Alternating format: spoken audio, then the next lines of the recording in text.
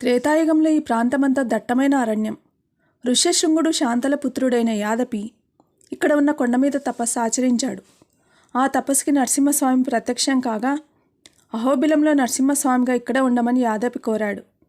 తర్వాత ద్వాపరయుగంలో ఉద్దాలక మహర్షి తపస్సు మేరకు నరసింహస్వామి ఇక్కడ కుడిపాదాన్ని ఉంచి ఎడమ పాదాన్ని కర్నూలు జిల్లా అహోబిలంలో ఉంచాడు.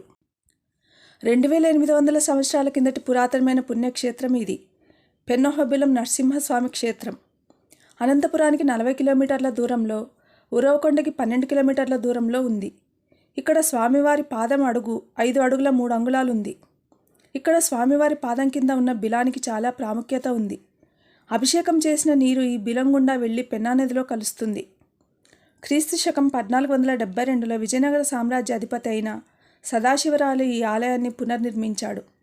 ఈ దేవాలయానికి కొంత దూరంలో ఉద్భవ మహాలక్ష్మి ఆలయం ఉంది. ఇక్కడ మహాలక్ష్మి రాతి నుండి ఉద్భవించింది. ఒక నాగుపాము నిత్యం నేటికి కూడా మహాలక్ష్మి దర్శించుకొని వెళ్తుంది. నరసింహస్వామికి ఆకుపూజలు కట్టించి మొక్కులు నివేదిస్తే 41 రోజులలో కోర్కెలు నెరవేరుతాయని భక్తుల ప్రగాఢ విశ్వాసం. పెన్నా నదీ తీరంలో స్వామివారి పాదముద్రికకు దిగువ బిలం ఉన్నందున పెన్నహోబిలంగా ఈ ప్రదేశం ప్రసిద్ధిగాంచింది.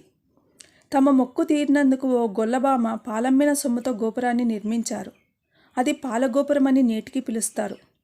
ప్రతి ఏటా మాఘమాసంలో వంతెన దగ్గర ఏటిగంగమ్మ జాతర నిర్వహిస్తారు. ఆలయానికి దిగువ భాగంలో ఉన్న లక్ష్మమ్మ మంటపానికి సమీపంలో ఉన్న బుగ్గ బస్వన్న కోనేరులో ఏడాది పొడుగునా నీరు ఉంటుంది. చెట్ల తొర్రల నుండి బస్వన్న నోటి గుండా నీరు కోనేటిలోకి చేరుతుంది. పక్షుల కిలకిల రావాలతో జలపాతపు సవ్వడితో ఈ ప్రాంతం ఎంతో ఆహ్లాదంగా ఉంటుంది. ఇక్కడ నుండి 2 కిలోమీటర్ల దూరంలో ఉన్న బెగిరిగుండ్ల అటవీ ప్రాంతంలో ఉగ్ర నరసింహస్వామి వెలిసి ఉన్నారు. ప్రహ్లాదుని ప్రార్థనలకు శాంతించిన స్వామి చెంచులక్ష్మితో కలిసి వ్యాహ్యాలి కోసం ఈ ప్రాంతంలోకి వచ్చారు. ఒక రాక్షసుడు వరాహ రూపంలో వీరి వెంట పడగా స్వామివారు ఆ రాక్షసుడిని సంహరించాడు. బ్రహ్మరథోత్సవం 2వ రోజున ఇక్కడ విశేష పూజలు చేస్తారు.